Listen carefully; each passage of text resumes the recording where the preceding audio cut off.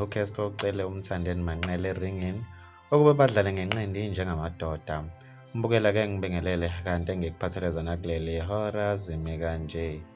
Emva kokugwebhana kwalabaculi bababili ababe nakho, uMthandeni kanye noCassper nyuvesi, uCassper usevele wacacisa ukuthi azivele zibambane ngenqindi once kungalokhu kukhulunyelwa safuthi. Mbukeli emva kokuphendula kukaMthandeni ephendula uCassper ethi ugqoka amabhuluku amakhulu, uCassper ubese wadina wagana onwabu, wabesemcela eringini lo mfo kaManqele.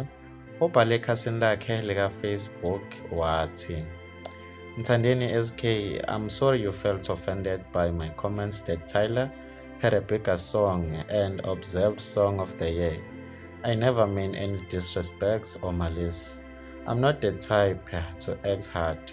The tough guy act isn't me at all.